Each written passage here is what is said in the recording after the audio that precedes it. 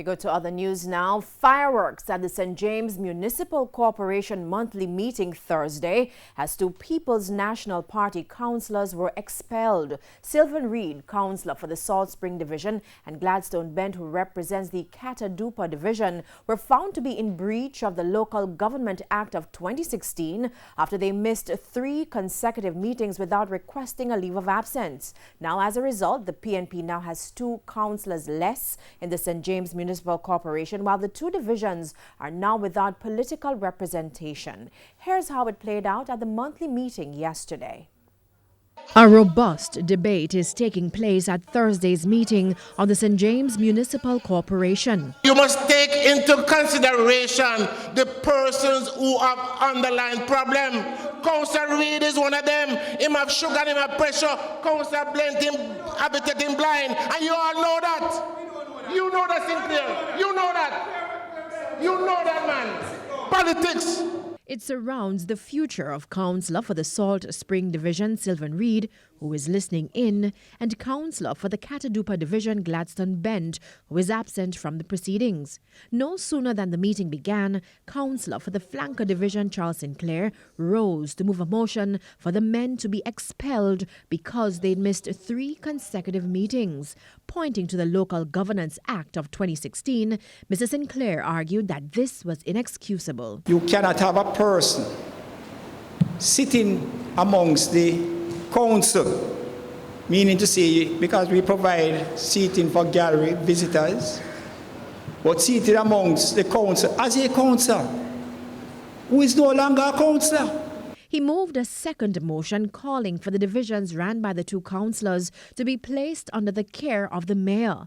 A 10-minute recess was called as key officials of the municipal corporation reviewed the attendance records for March, April, and May 2020.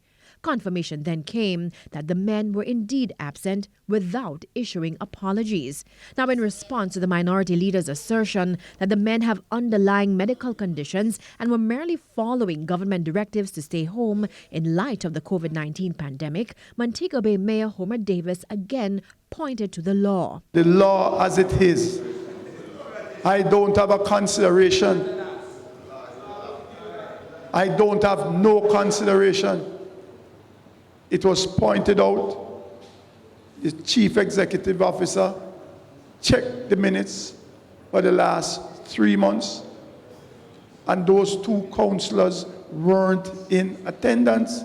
Mr. Reid would eventually leave the chamber, but not before addressing the chairman. Mr. Chairman, you're causing chaos in here. Is either a rule that I go back to my seat, allow me to speak, or ask him to remove from beside me, please? Senator Sinclair, all right, let me allow him to speak. You chat already. Have a seat. Go back and have your seat. You have a seat. Councillor Troop, go back and have your seat. Have a seat. You speak already. Have a seat. I'm not recognizing you, Councillor Troop. Councillor Sinclair, just have a seat, please, for me, please. Sit down, man. Councillor Reid, enough. I will allow you to speak as Sylvan Reid. 1, thank you. 2, that was my given name. And 3, I'm an elected council of this council.